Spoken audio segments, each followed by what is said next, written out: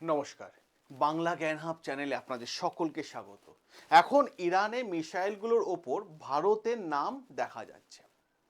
এটা খুব রিসেন্টলি দেখা গেছে এবং যার জন্য গোটা বিশ্বে ডজন ডজন আর্টিকেল ধারাধার প্রকাশিত হচ্ছে, মারাত্মক লেভেলে প্রকাশিত হচ্ছে। যে এটাই লেখা উঠছে যে ইরান সম্প্রতি ইসরায়েলের দিকে যে সমস্ত মিসাইল ছুড়ছে তার গায়ে লেখা রয়েছে থ্যাংক ইউ ইন্ডিয়া। কিন্তু ইরান এই মুহূর্তে তাদের ৮৩তম মিসাইলের ঢেউ ছোড়া কিন্তু শুরু করে দিয়েছে। তার মানেটা কি? এই যে আপনারা দেখতে পাচ্ছেন লেখা আছে এখানে পরিষ্কারভাবে থ্যাংক ইউ জার্মানি পিপল, ঠিক আছে, German people, thank you people of India, দেখতে পাচ্ছেন লেখা আছে এখানে। প্রশ্ন হচ্ছে এর মানেটা কি? এর মানে হলো খুব ক্লিয়ার, অনেকগুলো মিসাইল একসাথে আকাশে ছোড়া হচ্ছে এবং কার উদ্দেশ্যে? ইসরায়েলের উদ্দেশ্যে। কার উদ্দেশ্যে? আমেরিকার মিডল ইস্টে থাকে আমেরিকা এয়ারবেসগুলোর উদ্দেশ্যে। এবং বলা হচ্ছে প্রো ইসরায়েল বা প্রো ইউএস দেশগুলোর ওপর কিন্তু এই মিসাইলগুলো ছোড়া হচ্ছে। যেমন ধরুন প্রো ইসরায়েল বা প্রো ইউএস যে বলা থেকে, যেমন মিডল ইস্টে সৌদি আরব আছে, ইউএই আছে, ইত্যাদি দেশগুলোর ওপর কিন্তু মিসাইল ছোড়া হচ্ছে। আর এই ওয়েভ এত বেশি হয়ে গেছে যেখানে বলা হচ্ছে এখন ৮৩তম মিসাইলের ঢেউ ইসরায়েল এবং মিডল ইস্টে ইউএসএ এয়ারবেসগুলোর ওপর আক্রমণ করা হচ্ছে।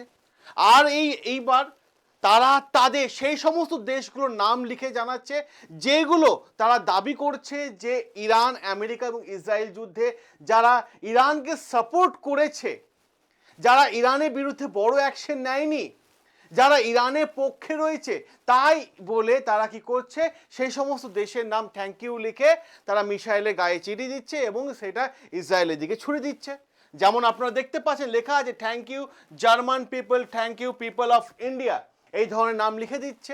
এবার প্রশ্ন হয়ে যায় অনেক জায়গায়, প্রশ্ন গুরুত্বপূর্ণ জায়গা হয়ে যায়। আর এই ভিডিওটা ভীষণ ইন্টারেস্টিং ভিডিও, কারণ শুরু থেকে শেষ পর্যন্ত দেখলে আপনি অনেকগুলো তথ্য পাবেন। যার জন্য আমি আপনাদের বলি যারা দেখছেন এই ভিডিওটা অতি অবশ্যই চ্যানেলটাকে সাবস্ক্রাইব করে নেবেন এবং ভিডিওটাকে অতি অবশ্যই লাইক করে নেবেন। এবার দেখুন যে প্রশ্নটা দেখা যাচ্ছে, সত্যি সত্যি ভারতের নাম কি মিসাইলে লেখা হয়েছে? হ্যাঁ, লেখা আছে, দেখতে পাচ্ছেন thank you the people of India লেখা আছে। আর তারপর সেই মিসাইলগুলো লঞ্চ করা হচ্ছে কোথায়? ইসরায়েলের দিকে। এমনকি ইরান কয়েকদিন আগেও পাকিস্তান এবং স্পেনের নামও লিখেছে মিসাইলের ওপর, যেমন লিখেছিল thank you the people of Pakistan, thank you the people of Spain. এদের নামগুলোও কিন্তু কয়েকদিন আগেই লিখেছে ইরান। ইরান বলছে এই দেশগুলো প্রো ইরান বা অ্যান্টি ইউএস, তাই তারা এই মিসাইলগুলো কিন্তু একে অপরের দিকে ছুড়ে দিচ্ছে। কিন্তু এটা কি সত্যি? এটা কি সত্যি? না, এটা সত্যি না, আমি বলছি না ভাই। ইন্ডিয়া একদম শান্তির পক্ষে আছে, আমরা কোনোদিন যুদ্ধ চাই না, আমরা শান্তির পক্ষে আছি। উল্টে ইসরায়েলের সাথে আমাদের সম্পর্ক ভালো। অপরদিকে দেখা যায় কোনো ভারতীয় চাইবে না যে ইরানে কোনো স্কুলের ওপর মিসাইল পড়ুক, বা কোনো ভারতীয় চাইবে না ইসরায়েলে কোনো বাড়িতে গিয়ে মিসাইল পড়ুক। আমরা চাই শান্তি বজায় থাকুক গোটা বিশ্বে, আমরা নিউট্রাল হয়ে থাকি, আমরা শান্তি চাই, ঠিক আছে, এটা হচ্ছে ক্লিয়ার। কিন্তু ইরান যে ভিডিওগুলো প্রকাশ করছে, এই যে ভিডিওটা প্রকাশ করছে আমি আপনাদের দেখাতে পাচ্ছি না, কপিরাইট চলে আসবে। ইউটিউবে প্রচুর ভিডিও আছে, আপনারা দেখে নিন। এখানে দেখানো হচ্ছে, আমি আপনাদের এক এক করে আর্টিকেলগুলো আনবো এবার। তা দেখাতে যায় যে বিশ্বের বড় বড় জনসংখ্যা বহুল দেশগুলো নাকি এখন তারা ইরানের পাশে আছে।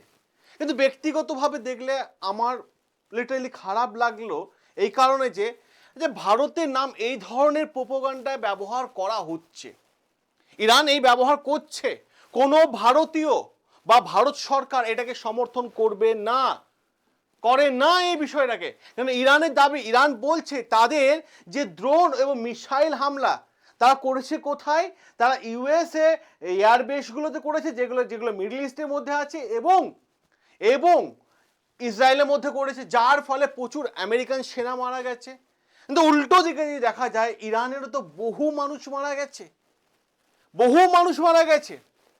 এবং ইরানের যদি আপনারা এই ভিডিওটা দেখেন, ভিডিওটা যে আপনি ইউটিউবে চালিয়ে দেখে নেবেন, আছে ভিডিওটা। এই ভিডিওতে ইরানের স্পোক পারসন কি বলছে শুনবেন, শুনলে আপনি অবাক হয়ে যাবেন। ইরানের স্পোক পারসন বলছেন যে ল্যান্ড অফ আল্লাহ, এই যে পোর্টটা আছে, এখান থেকে আমেরিকান মানে মেরিনদেরকে, সাবমেরিনদেরকে আমরা এখান থেকে পাঠিয়ে দিয়েছি, সরিয়ে দিয়েছি। ইরানের বড় দাবি, কুয়েতে বুবিয়ান ল্যান্ডে তারা ড্রোন এবং মিসাইল হামলা চালিয়েছে, সেখান থেকেও ইউএস সেনাদেরকে ওখান থেকে সরিয়ে দিয়েছে। এটাও দাবি করছে, তারা এটাও বলছে এটা হলো একটা বড় ক্যাম্পেইনের অংশ, যার লক্ষ্য পরিষ্কারভাবে ইরান জানিয়ে দিয়েছে যে মিডল ইস্ট থেকে, এই অঞ্চল থেকে আমেরিকার সেনাকে সম্পূর্ণরূপে বের করে দেওয়া। কারণ ইরানে পরিষ্কারভাবে একটা বড় কন্ডিশন ইরান অ্যাপ্লাই করেছে। অ্যাপ্লাইটা কি? কারণ ইরান চাইছে এই মুহূর্তে যে ইউএসএ যত মিলিটারি বেস মিডল ইস্টের মধ্যে আছে, যেমন কুয়েত, কাতার, ইউএই, সৌদি আরব, এই অঞ্চলগুলোকে দ্রুত ইউএস মুক্ত করতে হবে। এইটা হচ্ছে ইরানের পরিষ্কার দাবি। কিন্তু ইরান কি এই দাবিতে সফল হয়েছে? সফল কি হয়েছে? হ্যাঁ, কিছু কিছু জায়গায় সফল হয়েছে, কিছু কিছু জায়গায় মানে এখনো হয়নি, ঠিক আছে। কিন্তু এই লড়াইয়ে তো ইরানেরও ক্ষতি হচ্ছে, কারণ আমি আগের ভিডিওতে বলে দিয়েছি ব্ল্যাক রেন ইরানের মধ্যে শুরু হয়ে গেছে। ব্ল্যাক রেন কি, যে চলে যান এই চ্যানেলে ভিডিও দেওয়া আছে ব্ল্যাক রেন নিয়ে। ব্ল্যাক রেন ইরানের মধ্যে শুরু হয়ে গেছে। এতে ভবিষ্যতে ইরানের মানুষদেরও সমস্যা তৈরি হবে, নানান ধরনের ক্যান্সার রোগ তৈরি হবে। আরও ডিটেলস আমি ব্ল্যাক রেনকে নিয়ে ব্যাখ্যা করে দিয়েছি, যেটা একটা পুরো জেনারেশন ক্ষতিগ্রস্ত হবে, ধ্বংস হয়ে যাবে। বড় প্রভাব ইরানে হামলা, বড় প্রভাব দেখেন, মিডল ইস্টে ইউএসএ 13টা এয়ারবেস আছে যেগুলো ব্যবহারে অযোগ্য হয়ে করে দিয়েছে, সেখান থেকে সেনা পিছিয়ে যাচ্ছে। কিন্তু সবচেয়ে শক্তিশালী ক্ষতি কার হচ্ছে জানেন তো? যুদ্ধ কখনো শান্তির বার্তা আনতে পারে না, সব থেকে বেশি ক্ষতিগ্রস্ত হচ্ছে ইরান। স্পষ্টভাবে বলছি ইরান হচ্ছে, কারণটা কি? ইরানের ইকোনমি ডাউন হয়ে গেছে, কারণ ইরানের ওপর তো আগে থেকেই প্রায় 1500% আমেরিকা স্যাংশন লাগিয়ে রেখে দিয়েছিল, যার ফলে ইরানের ইকোনমি ডাউন হয়ে গেছে। আর এই বোমা হামলা, এই মিসাইল হামলায় ইরানের ইনফ্রাস্ট্রাকচার ধ্বংস হয়ে গেছে, ইরানের ট্রেড ব্যবসা ধ্বংস হয়ে গেছে, সব মিলিয়ে শুধু ধ্বংস দেখা যাচ্ছে। আর তার থেকেও বড় ধ্বংস হচ্ছে কারা? ইরানে থাকা সাধারণ মানুষদের। আজ যদি চীন এবং রাশিয়া ইরানকে সাহায্য না করে, তাহলে ইরানে ভয়াবহ সমস্যা নেমে পড়বে। আর ইউএসের অবস্থা এখনো পর্যন্ত দেখেন, মিডল্যান্ডে ইউএসএ ওখানে মিসাইল হামলা করতে পারেনি, ইরানে মিসাইল ওখানে পৌঁছতে পারেনি। ইরানে মিসাইল পৌঁছেছে শুধুমাত্র মিডল ইস্টে যে সমস্ত জায়গায় ইউএস বেসগুলো আছে, এয়ার বেসগুলো আছে, সেই সমস্ত জায়গায়। কিন্তু গুরুত্বপূর্ণ বিষয় কোন জায়গা হয়ে যায় বলুন তো? ইরান বলছে যে এখনো পর্যন্ত এই যে ইসরায়েল, আমেরিকা এবং ইরান যে যুদ্ধ চলছে, এই যুদ্ধে ইরানের ভাষা স্পষ্ট যে এখনো পর্যন্ত তারা 5 থেকে 10 বছর পুরনো মিসাইলগুলো তারা কিন্তু এখন ব্যবহার করছে ইসরায়েলের ওপর এবং মিডল ইস্টে থাকা ইউএস বেসগুলোর ওপর। নতুন মিসাইল যেগুলো তৈরি করেছে সেগুলো নাকি এখনো ব্যবহার শুরু করেনি। সেগুলো কি আগামী কয়েক সপ্তাহের মধ্যে দেখা যাবে? আগামী কয়েক সপ্তাহের মধ্যে কি আরো ড্যামেজ দেখা যাবে? যার ফলে তো ইরানেরও তো অর্থনীতি ডাউন হয়ে গেছে। যুদ্ধে কখনো অর্থনীতি স্ট্রং হয় না। আর যখন দুই দেশের মধ্যে যুদ্ধ চলে না, তখন তার প্রভাব শুধু দুই দেশের মধ্যে থাকে না, ছড়িয়ে পড়ে প্রভাবটা তার পার্শ্ববর্তী দেশগুলোর মধ্যেও কিন্তু ছড়িয়ে পড়ে।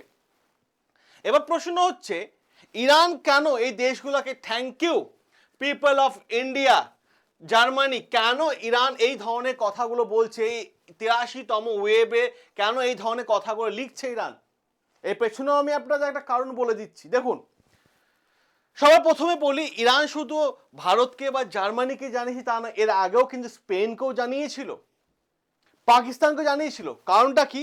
কারণ ইরানের বিরুদ্ধে পাকিস্তান কোনো অ্যাকশন নেয়নি, কারণ সৌদি আরব বারবার পাকিস্তানকে প্রেশার দিয়েছে, সৌদির সাথে পাকিস্তানের ডিল হয়েছে, অ্যালায়েন্স হয়েছে, তারপরও কিন্তু পাকিস্তান ইরানের ওপর অ্যাকশন নেয়নি।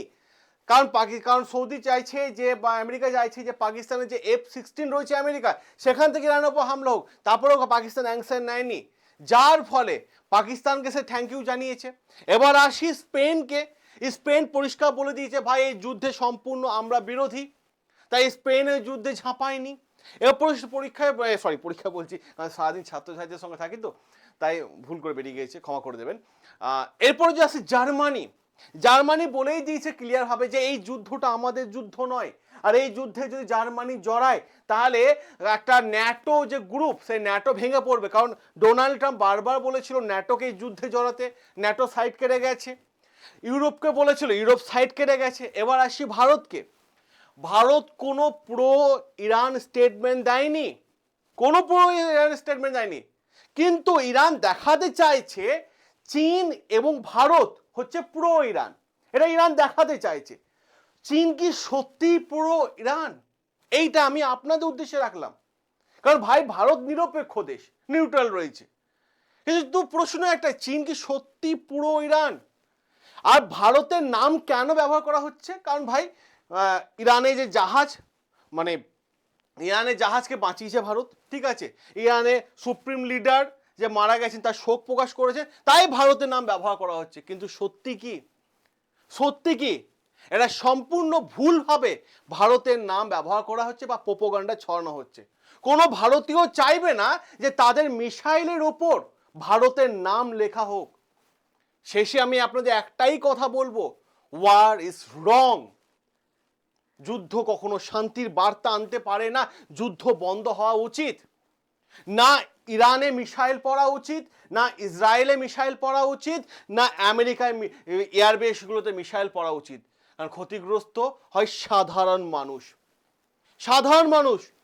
এরপর দেখা যায় যে যাক যে ইউএস কি কোনো বড় মিলিটারি পদক্ষেপ নাই, বড় পদক্ষেপ নাই, সেটি হয়ে গেল এখন বড় প্রশ্ন, কারণ খুব শিগগিরই বড় খবর আসতে পারে, যেটা আমি আপনাদেরকে এই চ্যানেলে আপডেট দিয়ে দেবো। তার আগে আমি সকলকে বলে দেবো, চ্যানেলটাকে অতি অবশ্যই সাবস্ক্রাইব করে রাখবেন।